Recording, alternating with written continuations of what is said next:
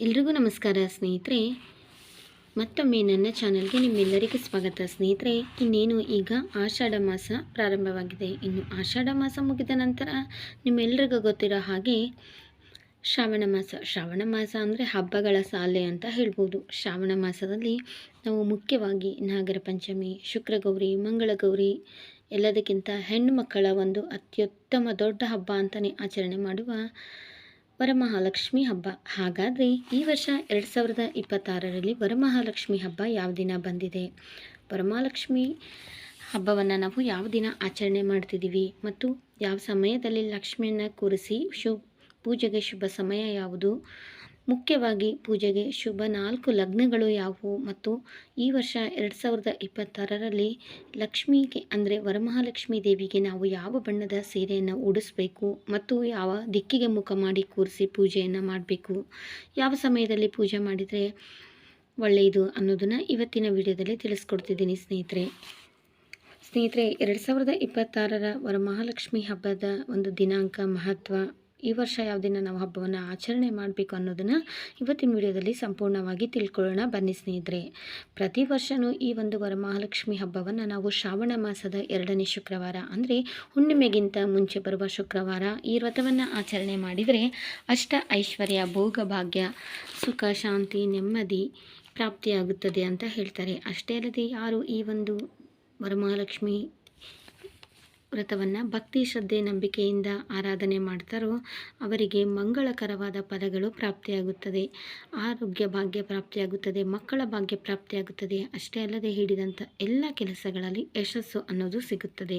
ಹಾಗಾದರೆ ಈ ವರ್ಷ 2026ರಲ್ಲಿ ಈ ಒಂದು ನಾವು ವರಮಹಾಲಕ್ಷ್ಮಿ ಹಬ್ಬವನ್ನು ಯಾವ ದಿನ ಆಚರಣೆ ಮಾಡಬೇಕು ಅಂದರೆ ಆಗಸ್ಟ್ 21ನೇ ತಾರೀಕು 2ನೇ ಶುಕ್ರವಾರ ಈ ಒಂದು ವರಮಹಾಲಕ್ಷ್ಮಿ ಹಬ್ಬವನ್ನು ನಾವು ಆಚರಣೆ ಮಾಡ್ತೀವಿ ಸ್ನೇಹಿತರೆ. ಆ ದಿನ ನವಮಿ ತಿಥಿ, ಅನುರಾಧ ನಕ್ಷತ್ರ ಮತ್ತು ವೈದ್ರತಿ ಯೋಗದ ಸಂಯೋಗ ಇರೋದ್ರಿಂದ ಇದು ಮಹಾಲಕ್ಷ್ಮೀ ದೇವಿಯ ಆರಾಧನೆಗೆ ಅತ್ಯಂತ ಶುಭಕರ ಅಂತ ಹೇಳ್ತಾರೆ ಸ್ನೇಹಿತರೆ. ಅಷ್ಟೇ ಅಲ್ಲದೆ ಈ ಸಮಯದಲ್ಲಿ ನಾವು ಲಕ್ಷ್ಮೀ ದೇವಿಯನ್ನು ಈ ದಿನ ಆರಾಧನೆ ಮಾಡೋದ್ರಿಂದ ಅಷ್ಟ ಐಶ್ವರ್ಯ, ಧನಧಾನ್ಯ, ಸಂಪತ್ತು ಪ್ರಾಪ್ತಿಯಾಗುತ್ತದೆ ಅಂತಲೂ ಸಹ ಹೇಳ್ತಾರೆ ಸ್ನೇಹಿತರೆ. ಇನ್ನು ಮುಖ್ಯವಾಗಿ ಹಬ್ಬ ಅಂದರೆ ಕೇಳಬೇಕಾ, ನಮಗೆ ಶಾಪಿಂಗ್ ಎಲ್ಲ ಜಾಸ್ತಿನೇ ಇರುತ್ತೆ. ಹಾಗಾಗಿ ನಾವು ಮೊದಲಿಗೆ ಶಾಪಿಂಗ್ ಮಾಡೋದಂದರೆ ವರಮಹಾಲಕ್ಷ್ಮಿ ದೇವಿಗೆ ಸೀರೆ ಅಂದರೆ ದೇವಿಯನ್ನು ಕೂರಿಸಿ ಅಲಂಕಾರ ಮಾಡಿ ನಾವು ಸೀರೆಯನ್ನು ಉಡಿಸ್ತೀವಲ್ಲ, ಹಾಗಾಗಿ ದೇವಿಗೆ ಯಾವ ಬಣ್ಣದ ಸೀರೆಯನ್ನು ತಗೋಬೇಕು ಅನ್ನೋದು ತುಂಬ ಜನರ ಒಂದು ಯಕ್ಷ ಪ್ರಶ್ನೆ ಸ್ನೇಹಿತರೆ. ಹಸಿರು ಬಣ್ಣ ಅಂದರೆ ನಿಮ್ಮೆಲ್ಲರಿಗೂ ಗೊತ್ತಿರೋ ಹಾಗೆಯೇ ಸಮೃದ್ಧಿ ಮತ್ತು ಒಂದು ಅಭಿವೃದ್ಧಿಯ ಸಂಕೇತ ಅಂತ ಹೇಳ್ತಾರೆ. ಯಾಕಂತಂದರೆ ನೀವು ನೋಡಿರ್ಬೋದು, ಪ್ರಕೃತಿ ಹಸಿರಾಗಿದ್ದರೆ ನೋಡೋದಕ್ಕೆ ತುಂಬ ಚೆನ್ನಾಗಿರುತ್ತೆ, ಅದೇ ಮಳೆ ಇಲ್ಲದೆ ಒಣಗೋಗಿದ್ರೆ ನೋಡೋದಕ್ಕೆ ಚೆನ್ನಾಗಿರಲ್ಲ ಅಂತ ಹೇಳ್ತಾರೆ.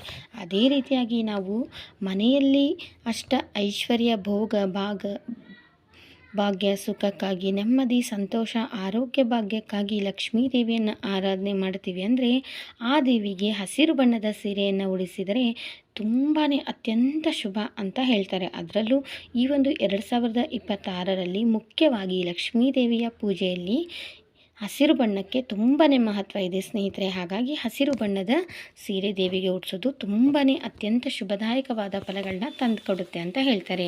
ಇನ್ನು ಹಸಿರು ಬಣ್ಣದ ಸೀರೆ ಬೇಡ ಅನ್ನೋರಿಗೆ ಲಕ್ಷ್ಮಿಗೆ ಪ್ರಿಯವಾದಂಥ ಬಣ್ಣಗಳು ಅಂದರೆ ಹಸಿರು, ಕೆಂಪು, ಹಳದಿ, ಗುಲಾಬಿ ಮತ್ತು ತಿಳಿ ಕೆನೆ ಬಣ್ಣದ, ಬಿಳಿ ಬಣ್ಣದ, ಕೆನೆ ಹಾಲಿನ ಬಣ್ಣ ಅಂತ ಹೇಳ್ತಾರೆ, ಪೀಚ್ ಕಲರ್ ಅದು, ಮತ್ತು ನೀಲಿ ಬಣ್ಣದ ಸೀರೆಗಳು, ಕಪ್ಪು ಬಣ್ಣದ್ದು ಮತ್ತು ಬೂದಿ ಕಲರ್ ಬಣ್ಣದ ಸೀರೆಯನ್ನು ದೇವರಿಗೆ ಯಾವತ್ತೂ ಉಡಿಸ್ಬಾರ್ದು ಸ್ನೇಹಿತರೆ. ಆ ಸೀರೆಗಳನ್ನ ಬಿಟ್ಟು ನೀವು ಹಸಿರು, ಕೆಂಪು, ಗುಲಾಬಿ ಬಣ್ಣದ್ದು, ರಾಣಿ ಪಿಂಕ್, ಈ ರೀತಿಯಾಗಿ ನಿಮಗೆ ಯಾವ ಬಣ್ಣ ಇಷ್ಟ ಆಗುತ್ತೋ ಆ ಬಣ್ಣದ ಸೀರೆಯನ್ನು ತಗೊಂಡು ಉಡಿಸ್ಬೋದು. ಆದರೆ ಹೆಚ್ಚಾಗಿ ಮಹಾಲಕ್ಷ್ಮಿಗೆ ಬಾರ್ಡರ್ ಇರುವಂಥ ಸೀರೆಗಳನ್ನ ಉಡಿಸ್ತಾರೆ. ಆ ರೀತಿ ಉಡಿಸಿ ಪೂಜೆ ಮಾಡೋದ್ರಿಂದ ಲಕ್ಷ್ಮಿ ತುಂಬ ಕಳಕಳೆಯಾಗಿ ಕಾಣ್ತಾಳೆ ಅಂತ ಹೇಳ್ತಾರೆ ಸ್ನೇಹಿತರೆ.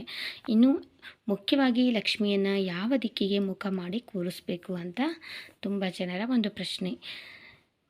ನಿಮಗೆಲ್ರಿಗೂ ಗೊತ್ತಿರೋ ಹಾಗೆ ಉತ್ತರ ದಿಕ್ಕು ಕುಬೇರನ ದಿಕ್ಕು, ಕುಬೇರ ಸಂಪತ್ತಿನ ಅಧಿಪತಿ. ಹಾಗಾಗಿ ಲಕ್ಷ್ಮೀ ದೇವಿಯನ್ನು ನಾವು ಉತ್ತರಾಭಿಮುಖವಾಗಿ ಕೂರಿಸಿ ಪೂಜೆಯನ್ನು ಮಾಡೋದು ಅತ್ಯಂತ ಶುಭ ಅಂತ ಹೇಳ್ತಾರೆ. ಇಲ್ಲಾಂದರೆ ಪೂರ್ವಕ್ಕೂ ಕುಂದ್ರಿಸಿ ಪೂಜೆಯನ್ನು ಮಾಡ್ಬೋದು, ಮತ್ತು ಪಶ್ಚಿಮಕ್ಕೂ ಕೂರಿಸಿ ಪೂಜೆಯನ್ನು ಮಾಡ್ಬೋದು. ಆದರೆ ಯಾವುದೇ ಕಾರಣಕ್ಕೂ ದಕ್ಷಿಣಕ್ಕೆ ಅಭಿಮುಖವಾಗಿ ಕೂರಿಸಿ ಪೂಜೆಯನ್ನು ಮಾಡಬಾರ್ದು. ಇದು ನಿಷೇಧ ಅಂತ ಹೇಳ್ತಾರೆ. ಇನ್ನು ಯಾವ ಸಮಯದಲ್ಲಿ ನಾವು ಪೂಜೆಯನ್ನು ಮಾಡಬೇಕಂದ್ರೆ 2026ರಲ್ಲಿ ಆಗಸ್ಟ್ 21ನೇ ತಾರೀಕು ಪೂಜೆಗೆ ಅತ್ಯಂತ ಶುಭವಾದ ಸಮಯ ಅಂತ ಹೇಳಿದರೆ ಅದು ನಿಮ್ಮೆಲ್ರಿಗೂ ಗೊತ್ತಿರೋ ಹಾಗೆ ಬ್ರಾಹ್ಮಿ ಮುಹೂರ್ತ. ಬೆಳಗಿನ ಜಾವ ಪೂಜೆ ಮಾಡೋದು ತುಂಬಾ ಒಳ್ಳೆಯದು ಅಂತ ಹೇಳ್ತಾರೆ. ಈ ವರ್ಷ ನಮಗೆ ಬ್ರಾಹ್ಮಿ ಮುಹೂರ್ತ ಅಂದರೆ ಬೆಳಗ್ಗೆ 6 ಗಂಟೆ 10 ನಿಮಿಷದಿಂದ 8 ಗಂಟೆ 20 ನಿಮಿಷದವರೆಗೂ ಇದು ಸಿಂಹ ಲಗ್ನ ಸ್ನೇಹಿತರೆ. ಈ ಒಂದು ಸಮಯದಲ್ಲಿ ದೇವಿಗೆ ಹಸಿರು ಬಣ್ಣದ ಸೀರೆಯನ್ನುಟ್ಟು ಪೂಜೆಯನ್ನು ಮಾಡಬೇಕು. ದೇವಿಗೆ ಹಸಿರು ಬಣ್ಣದ ಸೀರೆಯನ್ನು ಉಡಿಸಿ ಪೂಜೆ ಮಾಡೋದ್ರಿಂದ ಅಷ್ಟ ಐಶ್ವರ್ಯ ಭೋಗ ಭಾಗ್ಯ ಪ್ರಾಪ್ತಿಯಾಗುತ್ತದೆ ಅಂತ ಹೇಳ್ತಾರೆ. ಇನ್ನು ಈ ಸಮಯದಲ್ಲಿ ನಮಗೆ ಪೂಜೆ ಮಾಡೋಕ್ಕಾಗಲ್ಲ ಅನ್ನೋರು ಇನ್ನು ಮಧ್ಯಾಹ್ನ ವೃಶ್ಚಿಕ ಲಗ್ನ 1 ಗಂಟೆಯಿಂದ 3 ಗಂಟೆ 15 ನಿಮಿಷದವರೆಗೂ ಇದು ವೃಶ್ಚಿಕ ಲಗ್ನ ಇರುತ್ತೆ. ಇದು ಸಹ ಶುಭ ಸಮಯನೇ ಅಂತ ಹೇಳ್ತಾರೆ. ಇನ್ನು 3ನೇ ಲಗ್ನ ಬಂದು ನಿಮ್ಮೆಲ್ರಿಗೂ ಗೊತ್ತಿರೋ ಹಾಗೆ ಗೋಧೂಳಿ ಸಮಯ ಕುಂಭಲಗ್ನ. ಇದು ಅತ್ಯಂತ ಶುಭದಾಯಕ.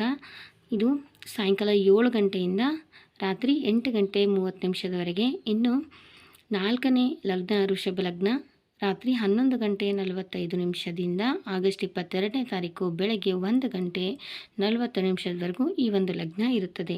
ಈ 4 ಲಗ್ನಗಳಲ್ಲಿ ನಾವು ವರಮಹಾಲಕ್ಷ್ಮಿ ಪೂಜೆಯನ್ನು ಮಾಡ್ಬೋದು. ಇನ್ನು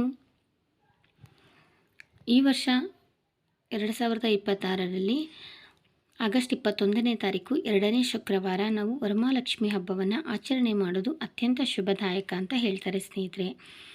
ಹಾಗಾಗಿ ಎಲ್ಲರೂ ಸಹ ಈ ವರ್ಷ ಆಗಸ್ಟ್ 21ನೇ ತಾರೀಕು ಶುಕ್ರವಾರ ದಿವಸ ಈ ಒಂದು ವರಮಹಾಲಕ್ಷ್ಮಿ ಹಬ್ಬವನ್ನು ಆಚರಣೆ ಮಾಡ್ತಾಯಿದ್ವಿ.